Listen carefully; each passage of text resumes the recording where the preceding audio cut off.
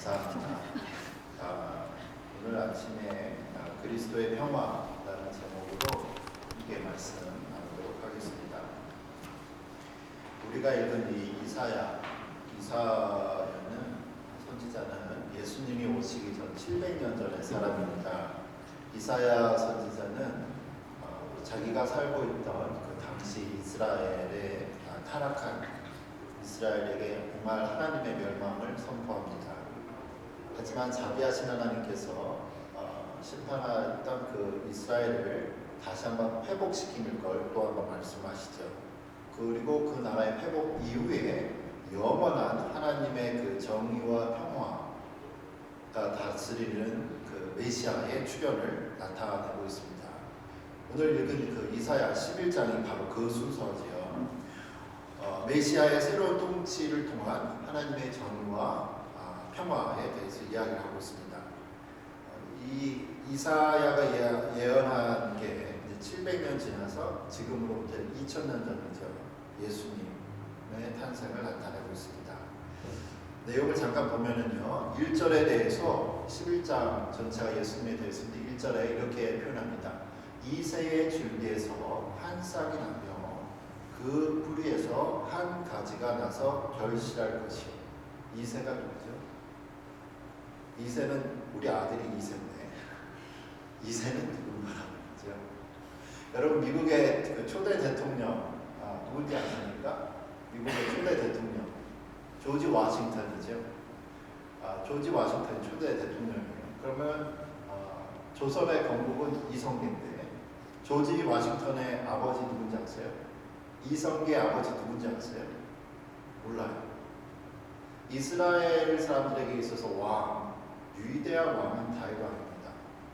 다윗 왕의 후손이다라고 이야기를 예수님한테 하면은 다 할 텐데 이새가 누구냐? 이새는 다윗의 아버지죠. 그런데 다윗 왕의 후손으로 그리스도가 나실 것이다라고 하지 않고 사람들 알지도 못하는 기억도 못하는 이새라는 사람을 왜 이사야는 거론을 했을까요?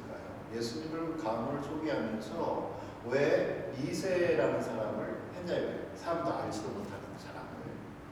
그것은 겸손하게 오시는 예수님을 나타내려고 하고 있습니다. 아무도 모르는 그 낮게 오신 낮아지신 예수님을 나타내고 있지요. 실제로 예수님의 시대에 예수님께서 다윗의 후손인 것을 알고 사람들은 다윗의 후손 예수여라는 표현을 사용합니다. 하지만 예수님은 이 땅에 오셨을 때 이새의 후손인 아무도 모르는 말구유에서 비천하게 태어나신 겸손하게 오신 예수 그리스도를 이사야는 예언을 하고 있습니다.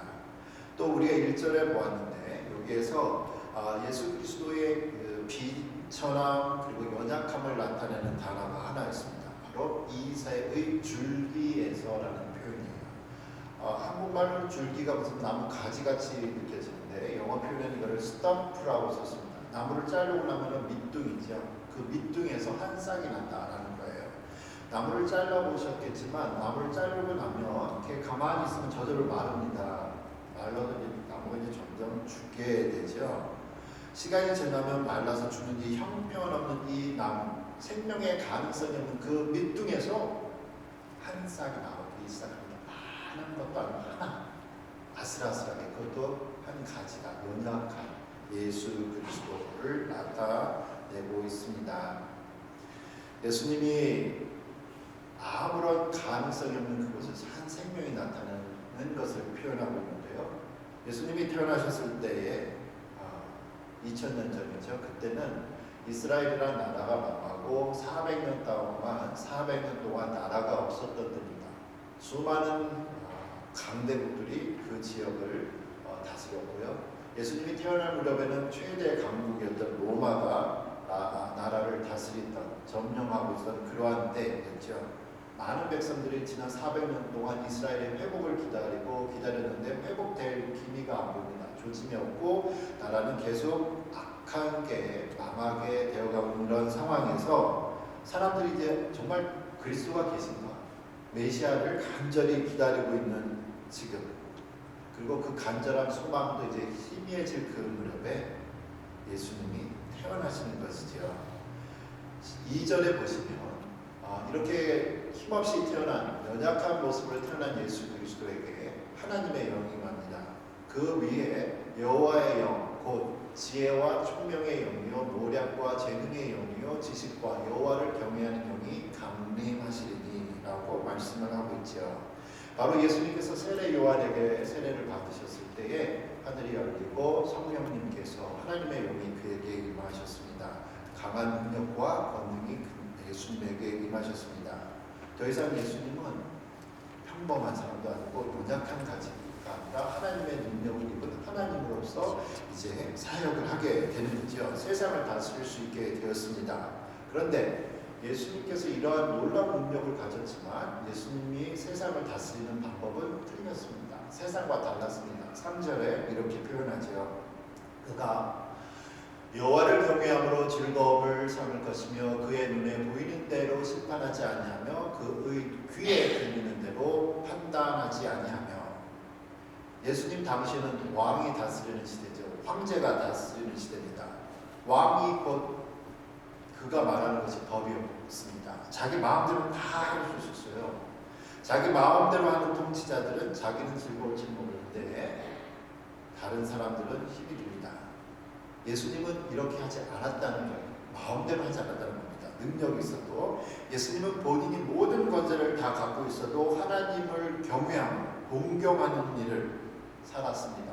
그리고 하나님께서 기뻐하시는 일을 하는 게 자기도 즐거웠다고 말을 합니다. 그러다 보니까 예수님 마음대로 다스리신 것이 아니라 하나님을 경외하면서 하나님을 두려워하는 가운데 심판을 하시기 때문에 자기 마음대로 예수님 마음대로 다스리지 않고 자기의 유익대로 일을 하실 것이 아니라 공평하게 일을 했다고 다음 절 4절과 5절에서 말을 하죠. 이 4절과 5절에는 공의, righteous라는 표현이 2번이 나오는데요. 공의로 가난한 자를 심판하며 정직으로 세상의 겸손한 자를 판단할 것이며 그의 입에 막대기로 세상을 치며 그의 입술의 기운으로 악인을 죽일 것이며 공의로 그의 허리를 띠를 삼으며 성실로 그의 몸의 띠를 삼으리라 하면서 공의, 하나님의 의, righteousness. 이 세상 사람들은 권력을 잡으면 자기의 이익을 쫓아가는데 예수님은 그렇지 않았다라는 거죠. 예수님은 그렇지 않았다는 겁니다. 이 세상 사회 제도는요, 시간이 지나고 역사가 지나면서 많은 실수를 반복하면서 최고의 법 제도를 따라가고 있습니다. 사회 제도를 따라가고 있죠. 처음에는 힘이 있으면 대장이었습니다. 힘이 있으면 왕이었습니다. 전쟁에 나가서 이겨서 왕이 되면 진 사람들 포로로 종으로 노예로 할 수 있었고 자기는 마음대로 할 수 있었습니다. 그러다가 사람들이 시간이 지나면서 이런 왕정제, 왕 중심의 통치 제도를 부정해서 혁명이 일어나죠. 혁명이 일어나서 이제 시민이 주인이 되는 시대가 됩니다. 국민이 주인이 되는 시대가 됩니다. 국민이 주인이 돼서 많은 제도가 또 한 번 시작이 되면서 그래도 아직 가난한 자들이 있고 부유한 자들이 있습니다. 이걸 해결하고자 공산주의도 생겨났고 사회주의도 생기기도 하고 민주주의도 생겨났습니다. 그런데 많은 사회제도가 바뀌지만 그 바뀌어진 사회제도 속에서 또 다른 권력자들이 나오기 때문에 왕만 아니었지 또 다른 권력을 갖고 있는 사람들이 나와서 그 사람들은 편하게 살고 권력이 없는 사람들은 가난하고 힘들게 사는 게 계속 악순환이죠. 제도만 바뀌고 사는 건 똑같아지고 있습니다. 왜 그렇죠? 개인의 욕심을 먼저 챙기는 사람의 마음은 변하지 않기 때문입니다. 사람들이 자기의 이익을 생각하는 이상 그 어떠한 제도가 바뀌어도 사람 속에 있는 완전한 사람들은 완전한 정의와 공평은 이룰 수가 없습니다. 하지만 예수님은 하나님을 공경하기 때문에 하나님을 경외했기 때문에 하나님의 뜻을 이루기 위해 사셨기 때문에 하나님이 다스리시는 세상에 변화가 생겼습니다. 그 변화를 다음 절 6절 9절에서 이렇게 보죠. 되는데 우선 6절, 7절 보겠습니다. 그때에 이리가 어린 양과 함께 살며 표범이 어린 염소와 함께 누우며 송아지와 어린 사자와 살찐 짐승이 함께 있어 어린 아이에게 끌리며 암소와 곰이 함께 먹으며 그것들의 새끼가 함께 엎드리며 사자가 소처럼 풀을 먹을 것이며 6절과 7절은 똑같은 것을 반복해서 표현해 주고 있습니다. 바로 강한 자가 약한 자를 누르고 사는 이 양육 강식의 사회 제도가 사라진다는 겁니다. 동물들이 우리가 밀어내보고 바보같이 보이지만 어쩔 때는 동물들이 사람들보다 더 욕심이 없는 것 같다는 생각을 할 때도 있습니다. 사자가 배고프면요 잡아먹지요. 잔인하게 가서 잡아먹습니다. 근데 잡아먹고 나면 얘 배부르니까 누워서 자요. 또 가서 배부른 상태에서 먹기 위해서 먹이 잡아놔가지고 저축해 놓는 사자, 호랑이 없습니다. 자기가 배부르지만 먹고 그냥 그만둬요. 그렇죠? 우리 사람은 어떻죠? 우리는 모아놔야 됩니다. 저축해놔야 돼요. 모아놔야 되고 모아놔야 되고 모아놔야 되고 모아놔야 됩니다. 제가 아는 미국분이 2년 전인가 돌아가셨는데 80 넘어서 그분이 남겨놓은 재산이 $2 million. 써보지도 못하던 두시고 가셨어요. 그만큼 우리는 있어야 불안하지 않기 때문에 다른 사람 걸 뺏어서 물론 열심히 하죠. 우리 열심히 살아요. 그런데 우리는 나눠야 되잖아요. 근데 우리는 어쩌면 계속 쌓아놓기만 합니다. 예수님도 썩어질 것을 위해서 일을 하지 말고 하늘에다 쌓아두라는 말씀을 하고 있죠. 계속 쌓아다 보니까 부자는 더 부자가 되고 그러다 보니까 있는 사람들은 더 있고 없는 사람들은 더 없어져요. 사회는 바뀌었는데 변한 게 없다는 거죠. 하지만 이렇게 욕심으로 가득한 사람들도 예수님이 다스리시는 세상에서는 모든 욕심을 다 내려놓고 모든 사람들이 다 평화롭게 행복하게 살게 됩니다. 그 새로운 변화가 6절, 7절에 있었고 이제 8절에 이렇게 나타나고 있죠. 젖먹는 아이가 독사의 구멍에서 장난하며 젖된 어린 아이가 독사의 불에 손을 넣을 것이다. 젖먹는 아이는 연약한, 사람도 연약하고 독사는 강하죠. 근데 젖먹는 아이로 나타내어 있습니다. 무엇을 나타내죠? 젖먹는 아이는 가장 힘이 없는 사람을, 그리고 독사는 가장 잔인한 존재를 상징하는데 같이 놀고 있어요. 평화가 지금 일어나고 있습니다. 그것은 예수님이 다스리시는 세상에서는 서로가 적대적인 사람들이 더 이상 원수의 관계가 아니라 평화의 관계가 되는 것을 만족을 하고 있습니다. 이렇게 모든 사람들이 서로를 사랑하며 평화롭게 지낼 수 있는 이유는 뭔가? 그 이유가 9절에 있습니다. 내 거룩한 산 모든 곳에서 해됨도 없고 상함도 없을 것이니 그 이유는 뭘까? 이는 우리 바다를 덮음같이 여호와를 아는 지식이 세상에 충만할 것이니라고 말씀을 하고 있습니다.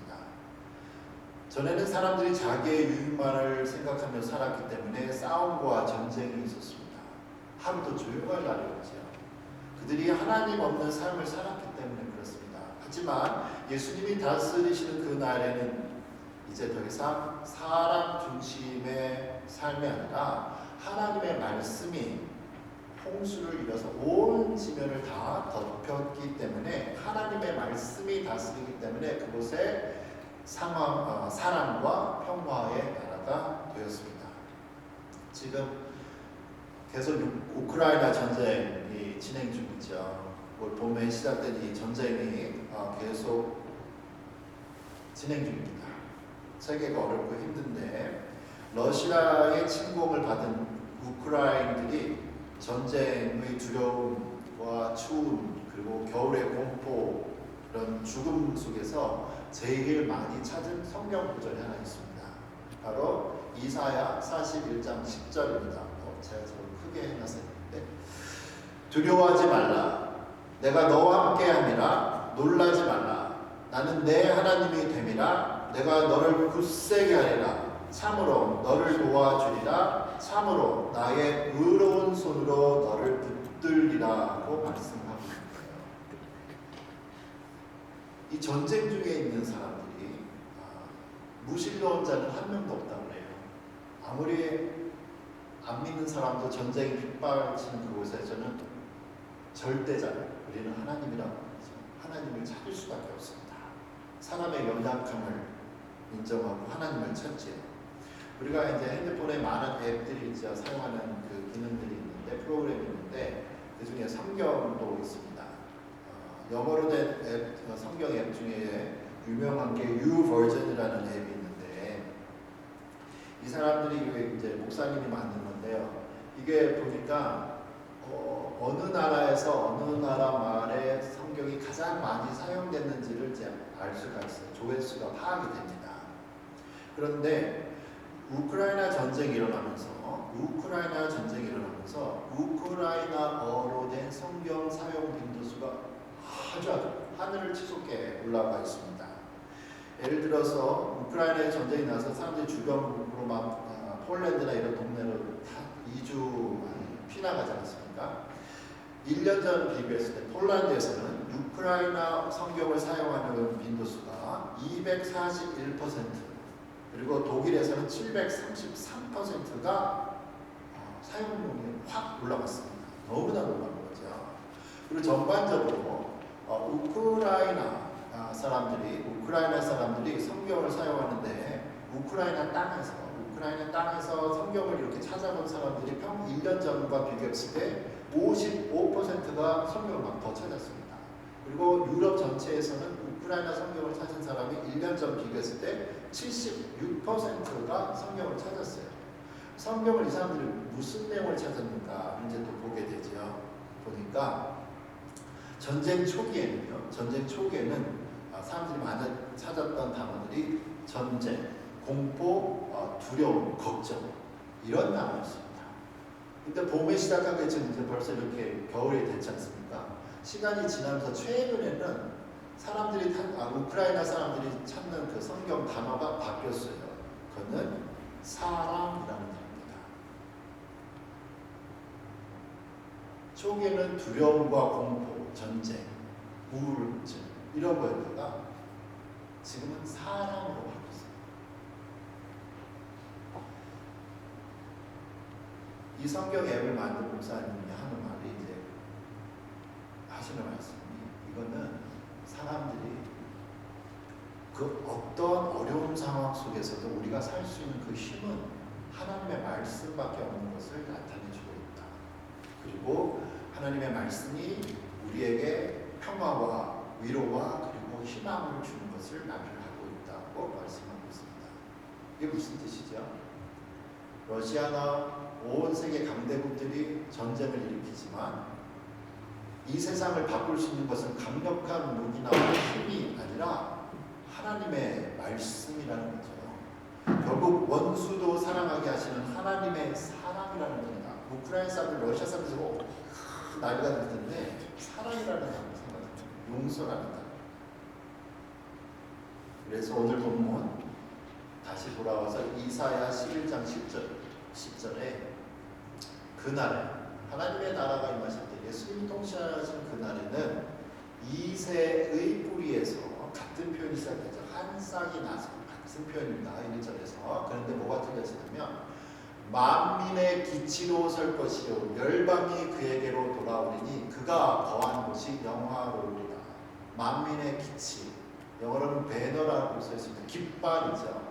하나의 조그만 이삭이 자라서 싹이 자라가지고 나중에는 크고 커서 온 세상이 다 볼 수 있는 깃발, 승리의 깃발로 돼서 모든 나라가 하나님 앞에, 예수 그리스도 앞에 돌아오는 것을 말씀을 하고 있습니다. 이 세상에 있는 예수님입니다. 예수님은 사람이 이룰 수 없는 이 정의, 공평, 사랑의 나라를 이루시기 위해 2000년 전에 오셨습니다. 예수님이 말씀하시는 이 정의와 공평과 사랑에 있는 나라는 예수님이 오신 2000년 전부터 지금부터 그때부터 계속 진행형으로 완성되어 가고 있습니다. 그리고 우리가 지금 예수님의 오심을 탄생하는 축하하는 크리스마스 기간인데 언젠가 예수님이 다시 오실 때, 예수님께서 다시 오실 때 모든 사람이 기다리는 정의와 공평과 사랑과 평화의 나라가, 완전한 나라가 일어날 것입니다. 오늘도 많은 어려움 속에 있는 이 땅의 사람들에게 평화의 왕으로 오신 예수 그리스도의 평강이 함께 하시길 기도합니다. 기도하시고 살아계신 우리 하나님 아버지, 오늘도 우리를 인도하시고